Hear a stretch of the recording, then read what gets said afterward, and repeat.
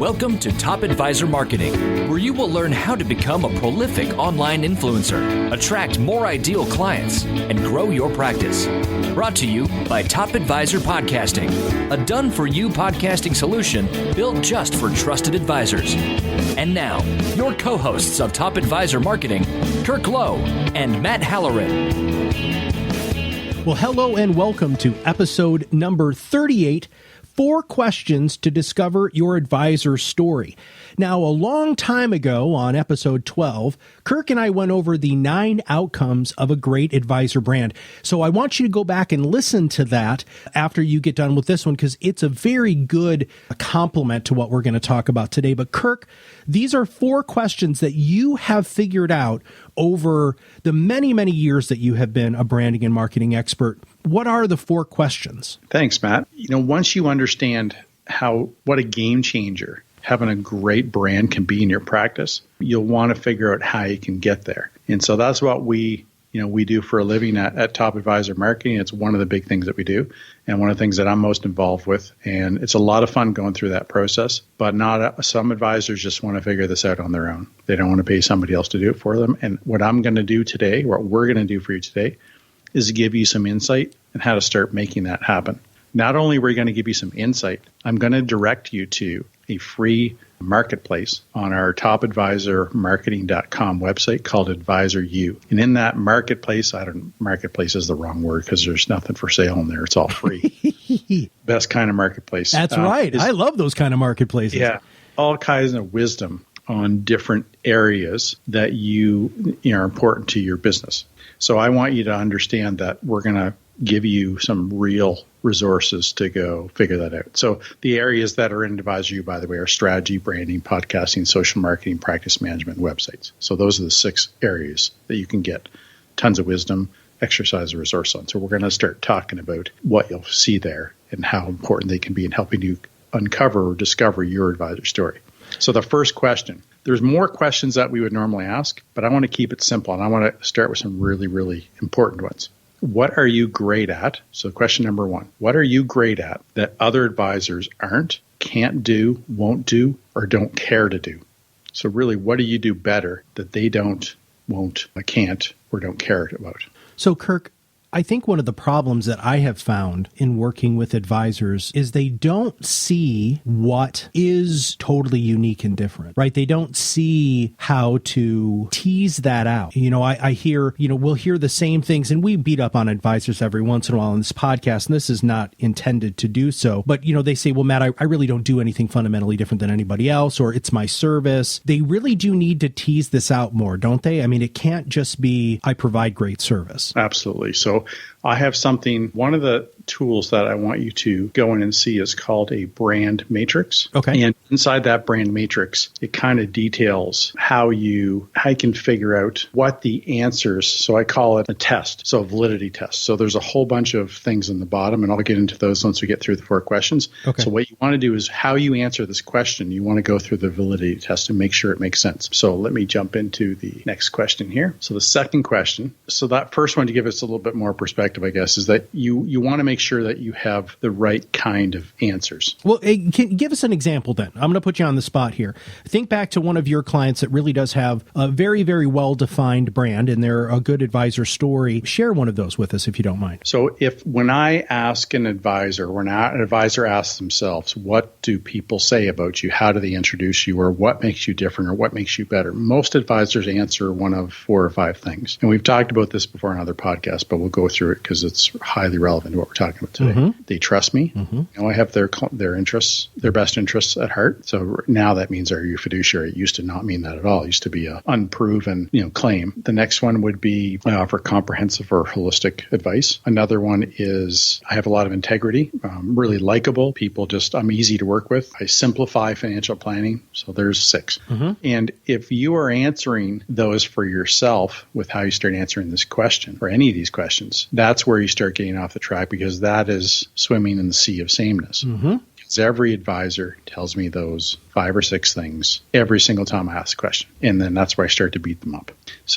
And I start to say, look, there's more to you than that, and you got to figure out what it is. So when you answer those questions, dig deeper. go sideways, go deeper, whatever you have to do, find other stuff. So that's the intent of this question is, what are you great at that other advisors aren't, can't do, won't do, or don't care to do? Gotcha. Good. All right. What's question? Got to dig deep to figure that out. Yeah. Well, the brand discovery matrix that you were referring to in Advisor U helps them hit that next level question, though, correct? Yeah, absolutely. Okay, good. Good. All right. What's question number 2? So question number 2 is, what do you enjoy doing most in your practice?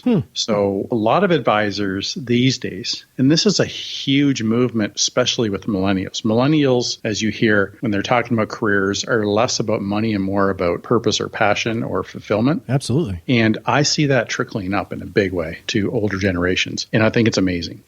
There's going to be some risks, economically speaking, because if there's certain jobs that people just don't like doing, either going to have to start paying people more, or we're going to, there's going to be some challenges there potentially in the future. But anyway, it's really interesting. So it's a really good idea to be clear about what you enjoy doing the most, or what you have the most passion and fun doing. Jim Collins wrote a book called Good to Great many years ago, and he had something called the hedgehog concept. And the hedgehog concept talked about 3 things: passion, purpose, and payoff. I think that's right. And they were, where those all intersected is what you should be focused on in your business. So those are some really good ideas. Anyway, that's a great book, especially that hedgehog concept. You can go back and read through that. There's probably tons of articles. I want to touch on this a little bit more, because when you're talking about what you do that you enjoy in your practice, your clients and prospects and centers of influence will absolutely feel that level of passion. If you're talking about financial planning and you hate doing financial plans, they're going to feel that, because you're not going to be as genuine. You're not going to be as organically happy as you are when you're doing something you're passionate about and absolutely love. So make sure that you are communicating that. Really take a hard look at your business. I was just in Syracuse, New York, a couple of weeks ago meeting with a client. And when we were talking about what he was passionate about, because I was taking him through very similar stuff that we do at Top Advisor Marketing, since I'm still dipping my toes in the water of some of this and learning from you, Kirk. It was a wonderful question, because I asked him the second and third level questions, and it ended up popping out what he really loved. And it was just the stories that people told. And he was so genuine when he said that. When we started revamping their value proposition in some of their marketing pieces, it all had to do with stories, because he is a great storyteller and he loves hearing great stories. Unfortunately, it makes his meetings rather long, but he absolutely loves doing that. And by learning how to ask those next level questions, which we have in Advisor U, we have on this brand discovery matrix, we have in some other stuff that Kirk's going to talk about today, it really uncovers stuff. And when you go into work and you start telling your story, it's just more exciting. Yeah, I got to tell you, one of the biggest epiphanies that I have with advisors when we're working through their brand and what they do is the most successful, organized, and experienced, most full of wisdom type of advisors. Their challenge usually isn't what is my brand. It's what isn't it sometimes. What ends up happening is, I just went through this with a company in Minneapolis, and they've got a ton of stories. I went through with a money manager in New Jersey a long time, many years ago too, where they just had so many stories. It was like, gosh, stop telling so many stories. Get it down to 5. Pick 5 of those 20 and really evolve those 5, and you will be way more successful. Guess what? They grew 4 times in 2.5 years. I mean, there was other factors in there. I'm not going to take all that credit, but it was a really big, important part of them creating momentum in their business and letting go of always being there for the marketing. And you can do the same thing with your practice. I mean, this guy in Minneapolis, he's had on his existing website, which is getting changed, he had probably 4 concepts. Said 4. I mean, they kind of build off. You can see their connectivity, but it's too much for somebody to process. It's usually about dialing back. It's about finding some stuff that's really good. And then oftentimes the really good advisors, so they've just been doing this for so long and they've got so much thought leadership and so many concepts and ideas. It's drilling back to the ones that really matter and telling the story from that perspective, and then having a couple stories that support it once you get in meetings with people, or if you want to create other papers and stuff like that. Anyway, so that's really important. So I'm going to give you the validity test right now. Okay. Even though let me go back to that, because I don't want to confuse people. So we just finished question 2, which is, what do you enjoy doing the most in your practice? So what are you passionate about? That kind of stuff. So the third question is, what does your ideal audience care most about, specifically with what you do? So if you go back to question 1, what are you great at? And then question 2 is, what do you enjoy doing? Right. Now you're on question 3, what does your audience care about? If your audience doesn't give a hoot, about 1 and 2, you got some Yeah, there's a problem there. Yeah, absolutely. So you got to figure that. So this is part of the validity test, this question, which is relevancy. That's one of the validity points, and I'm going to give you all those in a second. There's actually 9 of them. Okay. So you need to understand that. So what does your ideal audience care most about? So at this point, you better have figured out your ideal audience. I told you these are just some of the more poignant questions, but you should have, in your branding process, you're absolutely going to want to have written down all your psychographics and demographics for your ideal audience. Sure. So create your buyer persona, if you will. That's the clicky word on the internet with content marketing is buyer personas. I like ideal client better, but anyway. Okay. So that's question 3. So question 4 is there one thing you could do better that your client would love about working with you? So if you can think about one thing that your client cares most about, not just is it relevant to them, but what is the thing that they absolutely love? And I've talked about this all the time. When you are really dialed into a brand to your strength, what your audience cares about, you can create a lot of that focus allows you to create more value than anybody else in your industry can because they're focused on too many things. Sure. So you're essentially gaining a competitive advantage when you create a more narrow focus with a really dialed in brand. That sounds crazy, but that is a huge part of how important having an advisor brand is in your practice, in your marketing, all those things. Stepping back from yourself is very important too. And I learned this from a coaching perspective, and it's one of the unique things that I bring to Top Advisor Marketing now. And Kirk, I know that you're really good at this too. Sometimes it's just saying, hey, it's not about you. You have to stop thinking about what you really want in this question, right? And you have to think about what your clients would want. There are times that my advisors would say, well, Matt, I know they want education. And then when we actually go to the clients and say, well, what do you want? The last thing that they say, if at all, is education. And so this is a really hard look in the mirror, everybody. And one of the nice things about what Kirk is offering here and what we're offering with this Advisor U and some of the other pieces that we're going to talk about, including all of the free download stuff that you can get in Advisor U, is do it in your office with your door closed. So if you start crying, nobody will see you. I've had some people get be pretty down on themselves going through the process. And to be quite honest, that really is a good sign. It is. You're actually digging deep and you're actually going to get this thing right. That's right. Because if you go through this process and it's really, really easy, sometimes that's a sign that maybe you're not going deep enough or you're not really making this as compelling as it needs to be. Because it should be a game changer. I don't know if it's life changing, but it should be a game changer for your practice. Absolutely. This is better. You should be really ramped up about it. Should feel very focused. Should take a weight off your shoulders. Should give you a tremendous amount of confidence because what you chose to be your area of expertise in your audience, you feel so good about that nobody's going to be able to steal your focus or your confidence. And people That's love, you've got a great brand, right? Yeah, and people love that passion. People love that fire. In fact, people look for it in other people. There's an old saying, in an absence of leadership, somebody will rise. And it's the same thing with your clients. So we talked about the 4 questions. I'm going to go over those again really quickly. But the cool thing about this podcast is we have action steps.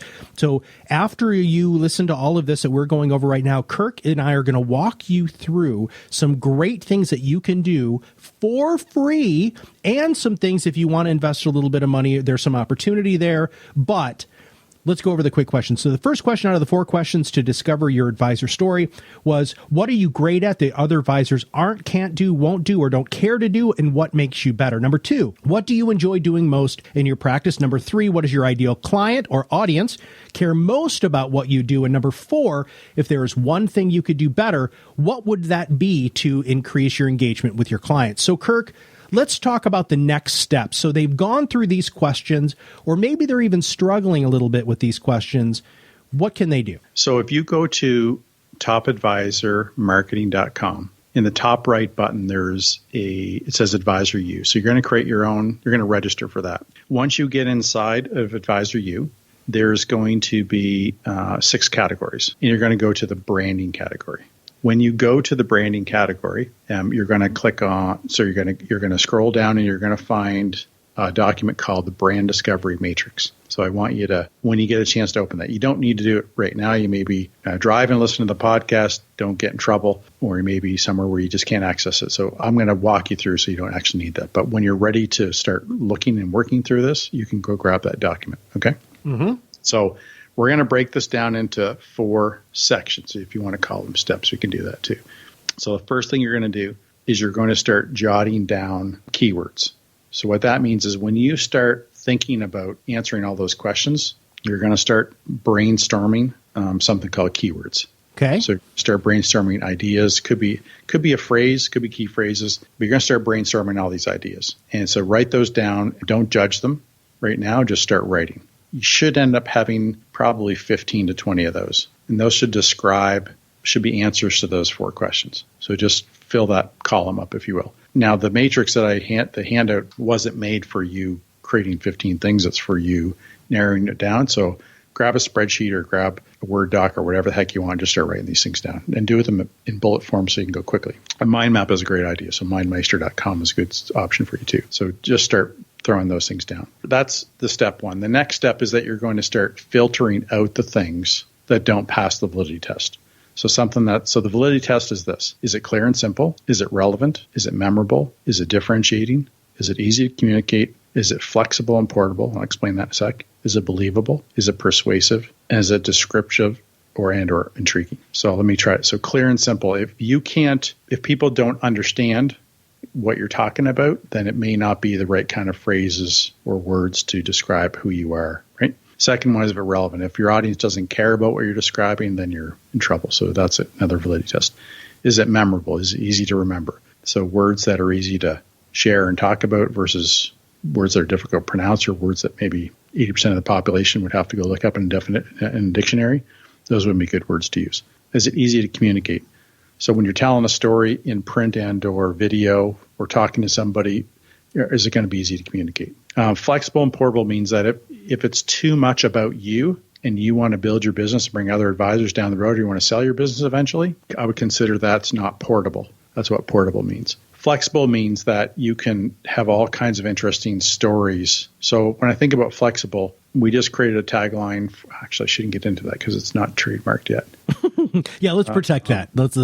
Yeah. So if you have a tagline, so for Top Advisor Marketing, we've simplified marketing for top advisors. Because I say the word simplified and top advisors, there's things I can play off that. Mm-hmm. Sometimes people create taglines that are there's just nowhere else to go with them. Mm-hmm. So what you should be able to do is think of, when you say the word simplified or top advisors, there's other things we can play off that. So simplified, we can say we've simplified podcasting, we've simplified branding. You see what I mean? There's flexibility to use words in there to describe other things we do. That's what I would call flexible. Mm-hmm. Believable, descriptive or intriguing is another one. So if you've got a business that is new, sort of blue ocean, and people don't understand it, sometimes it's better to be descriptive with how you introduce your brand, because then they'll say, "Oh, I get what these guys do. I never heard of that before." That's a decent place to be in something that's new. If you're doing something that everybody else has been doing, then you want to do intriguing. So intriguing is where you say, "Hey, I know what this person does, but it sounds like they do it a little different and better." Mm-hmm. Okay, so that's what descriptive. So depending on where your needs. So those are all the items in the validity test. Those are at the bottom of that brand discovery matrix, and those are important things to consider as you're going through and answering all these. So once you get all your keywords down, you're going to start going back through the validity test, and you're going to pick your top 3 to 4. I want to interject something here real quick. I used to, before I knew that somebody like you existed, there's a great book called Mirror, Mirror on the Wall, Am I the Most Valued of Them All by a guy named Leo Pusateri. And I read the book, and one of the things that was in the book, or it was either in the book or it was just an epiphany that I had, is I called it the 13-year-old test. And when you come up with your value proposition, or when you come up with these keywords and you start trying to create key phrases, if you can communicate them to a teenager who doesn't care about anything and they get it, you're onto something. And if you don't know a 13-year-old, you can find one. And the best way to approach a 13-year-old without being creepy is say, "I'd like to ask your advice about my business." And it's unbelievable how many of them will perk up and say, "Oh my God, this old person wants to have my advice about their business." So keep that in mind. Kirk's system is way better than mine. What's that? Leo, I learned stuff from Leo. Leo's been doing this a long time. Yeah. Yeah. I mean, I've taken it in my own direction, but I've spoken to him before, been followed him for years. Mm-hmm. and very knowledgeable guy. So. And the book is great, and it does walk you through stuff. But the nice thing about what you've created with the Brand Discovery Matrix is it's much more clear and succinct. The 13-year-old test, you're kind of putting yourself out there, right? But what we have here that is a free download is a magnificent opportunity for people to be self-reflective. So that was step number 2. What's step number 3? So step 1 is draft all these things. Step 1 is to write all these things down and then to pull out your top ones based on that validity test. Step 2 is to look back at those statements that you made and look at the ones that maybe didn't make the final cut, or maybe they did, but they're not going to be your number one choice, and start thinking of what I call key phrases. And these key phrases, what they do is they support the tagline that you're going to come up with. So in the keywords column, your goal is to get a tagline for your company.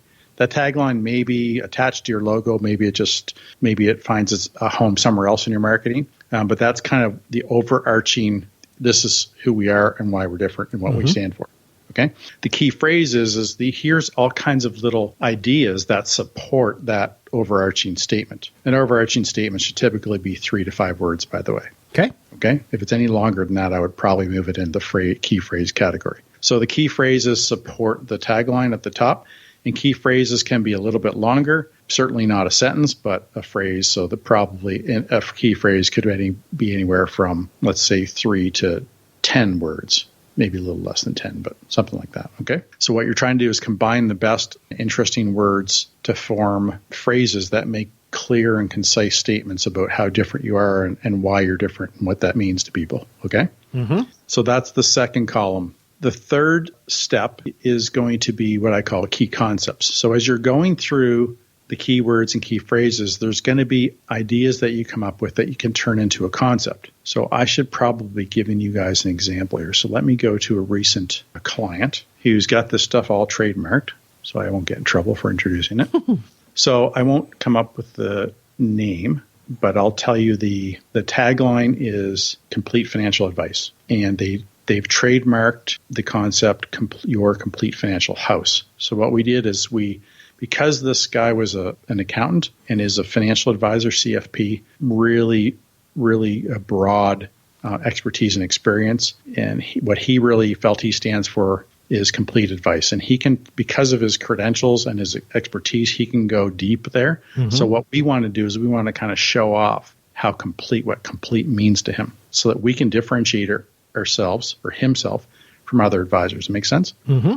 So what we did is we took your complete financial house, and we took a vector image or an artistic image of a house, and we divided it into 4 floors. And then the bottom floor, we talked about mindset things that he talks about with his people. So that's part of his process. And then the second stage of that, we talked about strategy, the second floor. And third stage, we talked about tactics. And the fourth floor, we talked about progress. So tracking, accountability, stuff like that. And what we did is we took each of the floors and we created different rooms and used words that describe it. So what we ended up doing is we took this concept of complete financial advice, turned it into your complete financial house, and then we created a diagram that visually supported how deep and rich his philosophy and his brand actually are. This is where your brand starts coming to life, because when you create concepts, and we do this with everybody who goes through our brand foundation program. And at the end, I'm going to talk about another opportunity. So our brand foundation program is where I get in and work, one-on-one with an advisor to uncover their brand, create proof of brand, consult on their website, and then set them up for success socially as well. And so this is part of that process. And it's something I'm teaching you how to do here in this podcast, which is how to take some ideas and turn them into something concrete. Mm-hmm. And then create a visual around it. So all of a sudden you bring it to life. That is what a lot of people can identify with, oozes credibility, and it really dials in, helps you get a foothold in their mind as far as your brand. Because now all of a sudden he owns Complete Financial House. Sure. And the diagram is so easy to understand with the concept we've put on each of those floors. It's so well thought out, yet it's so simple that it looks like he's going to do exactly what he says. Mm-hmm. So his brand believability here is huge. And right away, if you're looking at 2 advisors to help you, or you've got an advisor and you're not quite happy, this guy's going to be pretty darn appealing pretty fast. Mm-hmm. Okay. The other nice thing about this, I'm sorry, Kirk actually has this up on the screen right now, and I'm looking at this graphic that you guys made. The other cool thing about having this stuff really nailed down is it also gives you a roadmap and a template that you can consistently take your clients through, not just from a planning process, but also from a client service process. And that's the cool thing about the Complete Financial House is I know where I am in the building of the house when I'm working with him, right? Yeah, so absolutely. that's freaking awesome. Yeah, and how many financial advisors can do that with their clients? And how many actually, there's advisors who have plans. The CFP course you get, it's a 6-step process, right? Mm-hmm. How many advisors actually say, okay, now we're moving from this step to that step? That's very rare. But I think it's critical. And I can tell you that when we're working through branding, it's really clear what we're doing on any given time because I've identified it up front. I tell them exactly what the branding process is going to be, how it unfolds, and then we know exactly where we're going through. And people feel very comfortable when you do that. Right.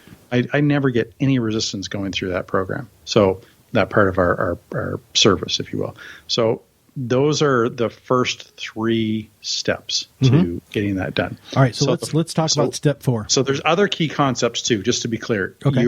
You're going to come up with something else and you're going to say, you know what? Let me give you an example or go back to the same example I was just working on. So when we started talking about Complete Financial House, we realized, there's 4 pillars. And so what we did is we created a paper called 4 Pillars of Your Complete Financial House. So what we did is we took a concept and diagrammed it, which is more process oriented. What's your process and what's this going to look like for me and what are we going to focus on? This one is more, what are your strategies, your theories on what a complete financial house really needs to be? Like, are we, make sure we don't have, are the 4 floors you've identified really the only floors you need?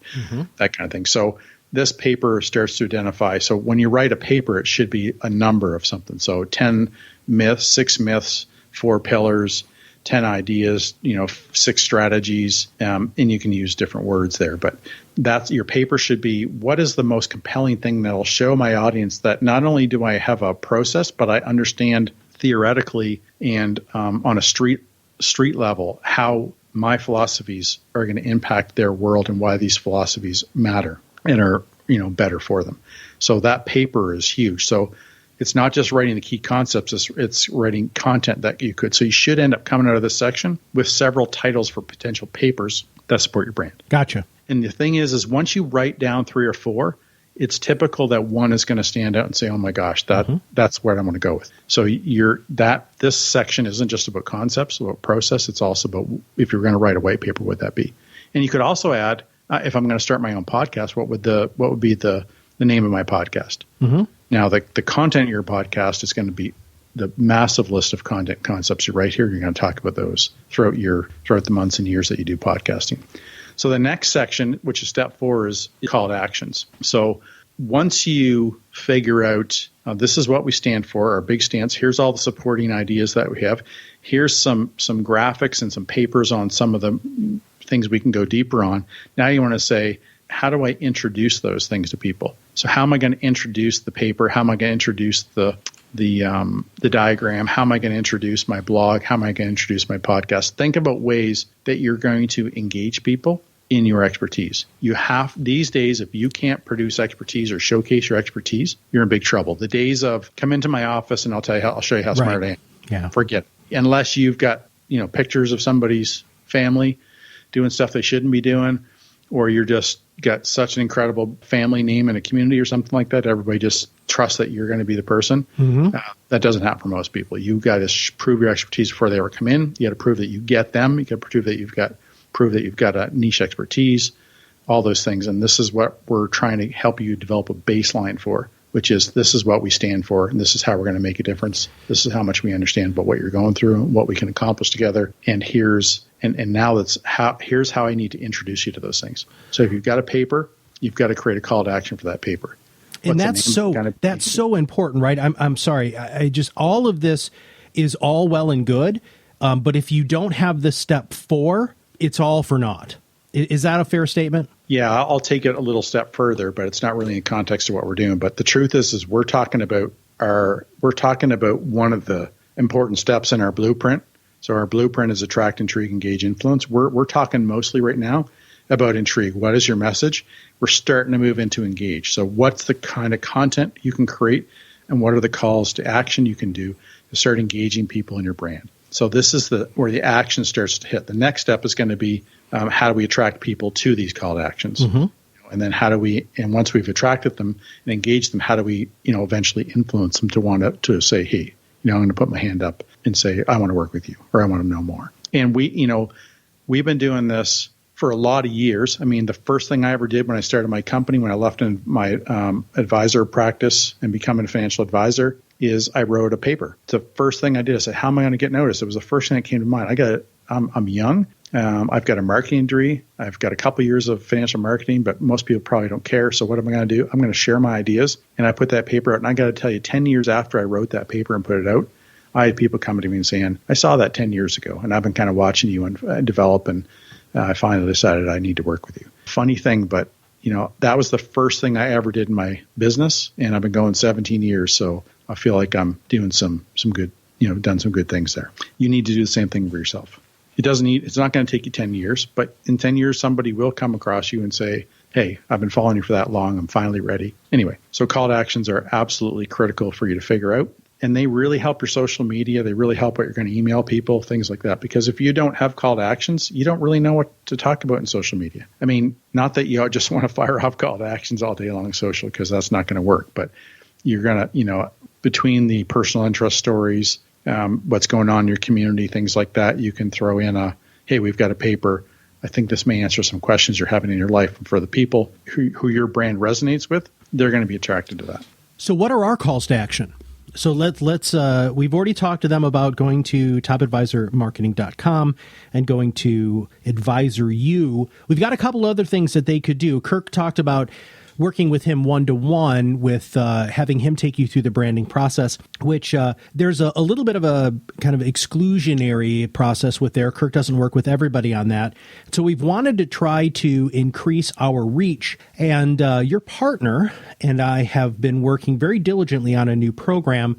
Would you like to talk to them about that real quick? Yeah, absolutely. I mean, I'll talk about it because I feel like you and Ray have taken what I've been working on all these years and what we've been working on to a degree. I mean, Ray and I for so many years, and really brought it to life in a format that I'm extremely proud of and excited to launch, which is how do we help an advisor who can't afford to do this one-on-one move really far along doing it this themselves. So you guys, what we did is that you and Ray created something called the Brand Mastery Program. And it's a 37-week-long course. The advisors meet with you and Ray every 2 weeks virtually. And then there's assignments in between those weeks. And then you guys review the material and then get back. So there's some collaboration. There's mostly guidance, and it's in a peer group. So, and the peer groups will be set up to be like-minded advisors or like-modeled. So like-minded and like-modeled. So solopreneurs is one of the tracks that we have, and the other one is going to be multi-advisor offices, small multi-advisor offices. And the idea here is that put 5 to 10 advisors together and let them grow together in a group, guide them through this process and so much more. I mean, the outcomes will be, having a really dialed-in brand, having these process diagram that I talked about with Complete Financial House, having a paper. You guys are actually going to guide them through how to write their own paper, give them a template, and see that through. Helping them start their own, try and start their own podcast, build their own website. So help you understand what content. The truth is most people are completely overwhelmed with what it takes to build a website, and it can be a very overwhelming thing.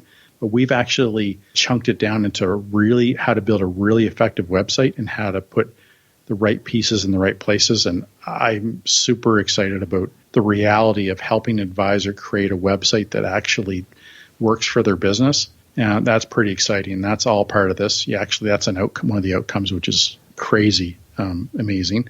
And then how to start implementing the stuff, understanding what they can do in social, what they shouldn't be spending their time doing.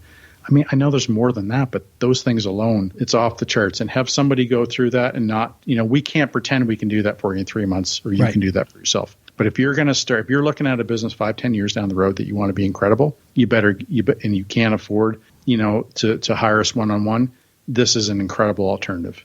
And we haven't really taken away a ton of value from it. So they'll have really good outcomes, because a lot of times these do-it-yourself things just don't work out as well. I've watched some of the programs where advisors come to us. We've built this so you can have a tremendous amount of success. What you get, the outcome you'll get is going to be really good. Well, so there's homework, right? So the listeners who are interested in this have to realize that there's work they have to do. There's accountability, and it's all set up in a very, very easily digestible fashion. And so we've taken all of these pieces, all of this thought leadership that Kirk and Ray have created over the last 12 plus 17 plus years, and distilled it into something that's actionable and step by step. So Ray is a brilliant systems person, and I'm the person who helps with accountability. So him and I working together using Kirk's thought leadership has really turned this into something amazing. But I think you missed something, that they walk away with a website built, correct? Yeah. So not only do we help them create the content, but with this program, on the tail end of it, they're going to have a brand new website that is built for them. That's what we got, right? Yeah, absolutely. Okay. I mean, we're not doing the building, but we have a partner who's going to do it, and it's all included in the price. But we're going to help them make sure that they actually have a website that's simple, focused, and actually has call to actions that actually make sense for their practice and for their ideal audience. And we'll make sure that we have some examples of the website company that we're working with. In fact, they're all over the place right now, because they've done some great stuff with our team here. So do we have a price point for this, Kirk? Yeah, it's $5,495. Okay. And to be quite honest, it's pretty tough getting a website that good just for that price. And you're getting brand. You're going to help them create their own paper.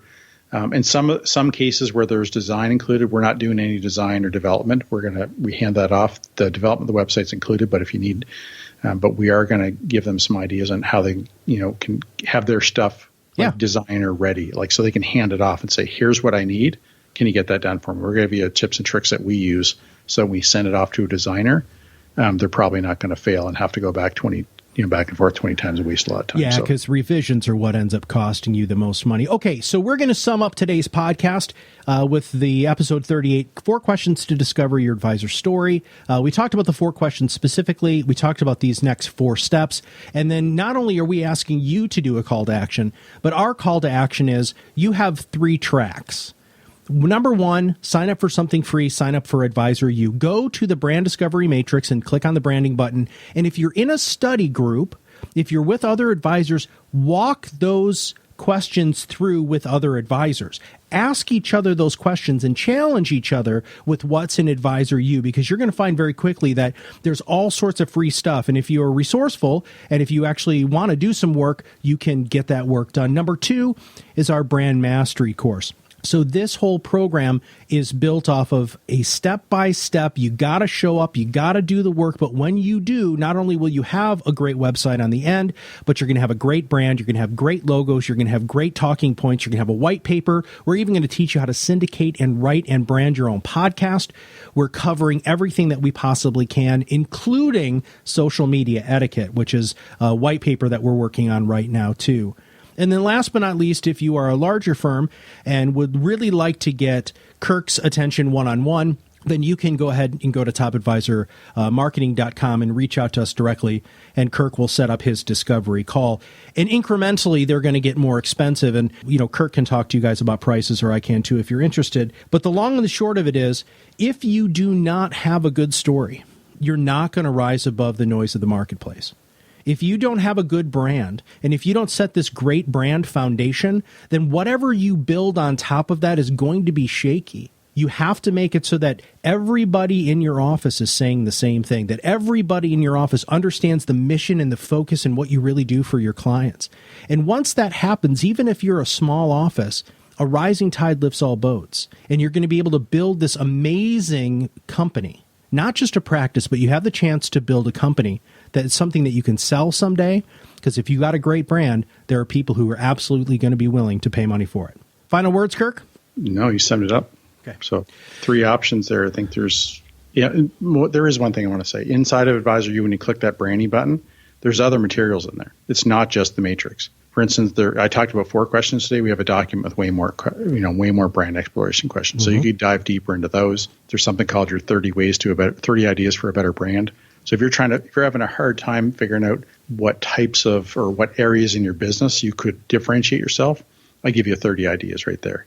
So there's all kinds of fabulous stuff in there to help you move forward. Fantastic. All right.